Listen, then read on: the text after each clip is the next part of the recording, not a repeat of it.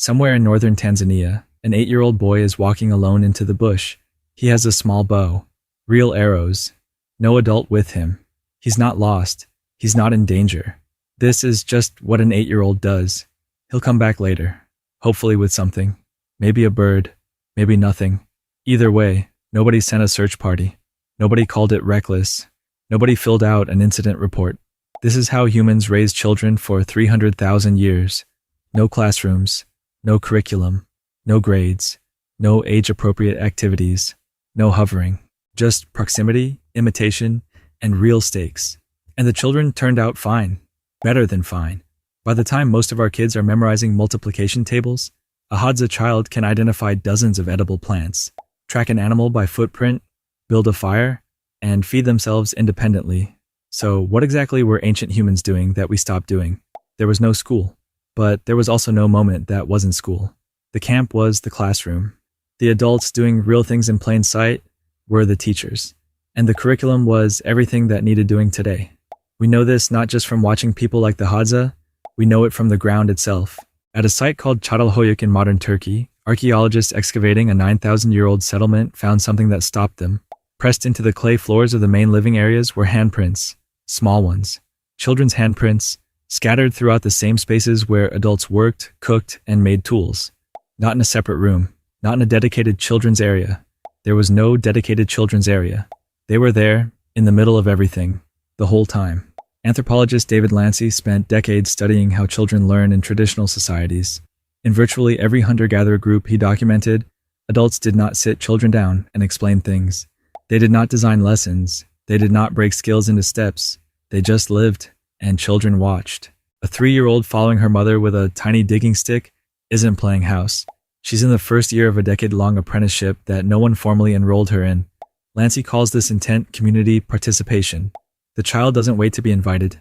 She inserts herself, she copies, she fails, she copies again, and at some point, no one can remember exactly when, she stops being a child, learning the task, and becomes someone who simply knows how to do it.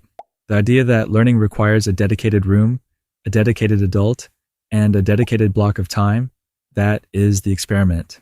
And it is extremely recent. In a hunter-gatherer camp, a child's primary social environment was not a group of 30 same-age peers supervised by one exhausted adult. It was a fluid, mixed-age group. Older children and younger children, together, mostly unsupervised, doing real things. Lancy documented this pattern across dozens of traditional communities. A 10-year-old taught a 6-year-old. A 6-year-old taught a 4-year-old. Adults did not mediate unless something was genuinely dangerous. A child who fell down was usually picked up by another child. We have archaeological confirmation of this too. In Mesolithic Scandinavia, archaeologists identified flint tools clearly made by children, not toy versions. Real flint, real technique, but with the slightly uneven pressure marks and irregular edges that come from small hands still building the muscle memory. These children were not watching from a distance. They were at the napping stone making real things, badly at first and then better. The 10-year-old teaching the 6-year-old isn't doing it out of obligation. She's doing it because competence, when shared, reinforces itself. Because being the person who knows something that someone else needs to know is one of the most satisfying experiences available to a human being at any age.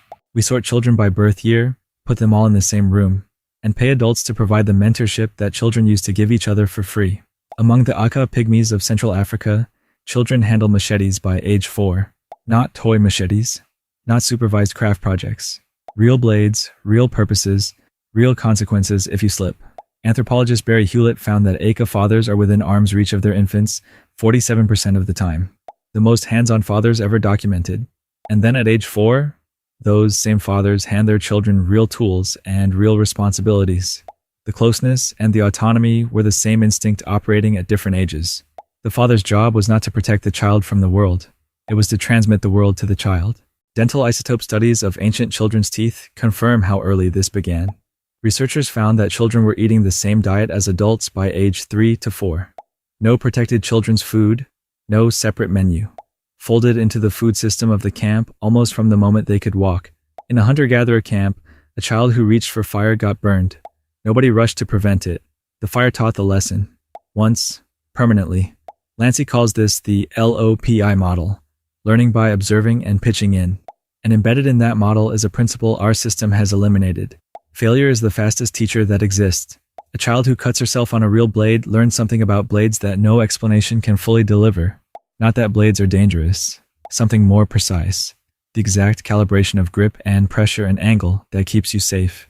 The body learns it in a way the mind alone cannot. Gravettian burial sites across Europe, some dating back 30,000 years, have been found containing children buried with full adult hunting toolkits. Not miniature versions, adult tools, placed with children, already trusted with the real equipment, already part of the work. We have built an educational system that works very hard to remove failure from the path between a child and a skill. Grades soften it, retakes soften it, participation trophies soften it. We treat failure as a sign that the system has broken down. For 300,000 years, it was the sign that the system was working. Quick pause. If you're finding this useful, a like and a subscribe helps more people find it. Now back to it. The concept of adolescence is about 150 years old. It was coined in 1904 by a psychologist named G. Stanley Hall. Before that, the word did not exist in most languages. The idea of a protected developmental phase with no real stakes and no real responsibilities. That is a modern invention. In virtually every hunter-gatherer group ever documented, the transition from child to adult was not gradual. It was a moment. You killed your first large animal. You passed an initiation, and then you were an adult. Not treated like an adult. Not on your way to being an adult. You were one. Blombos Cave in South Africa contains juvenile bones dating back 75,000 years, showing the same physical wear patterns as adult hunters. Same repetitive stress, same joints, same tasks. The bodies of these children were being shaped by the same demands as the adults around them because they were doing the same work. The prolonged modern adolescence, the stretch from 13 to 25 where we ask young people to accumulate credentials while real life gets pushed further away, has no precedent in human history. Young people given real responsibility tend to rise toward it. Young people given protected irrelevance tend to drift in it. The mother was gathering, the father was hunting, someone else was teaching the children. In camp after camp, across dozens of cultures, the pattern was the same. The most active teachers of young children were not their parents. They were their grandmothers. They were the steadiest knowledge source. They had watched more seasons than anyone. They knew which plants flowered when, which roots were safe, and which looked identical and were not.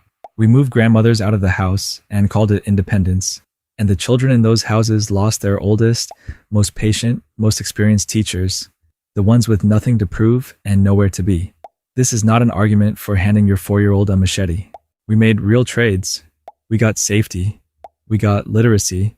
We got children who survived things that would have killed their great-grandparents. Nobody is suggesting we go back. But we also made trades we don't like to name. We took children built to learn by doing and put them in chairs to learn by listening. We took children built for mixed-age play and sorted them by birth year. We took children built to carry real responsibility early and told them to wait, and wait, and wait some more. The handprints at Çatalhöyük are 9,000 years old. Small palms pressed into wet clay on the floor of a room where adults were working. Not in a separate space, not at a safe distance, right there, in the middle of everything. That child wasn't being babysat. They were being included. Most of us spend our whole lives waiting for someone to do the same. Thanks for watching. If you enjoyed this, like the video and subscribe. It genuinely helps. And if you have thoughts, drop them in the comments. See you in the next one.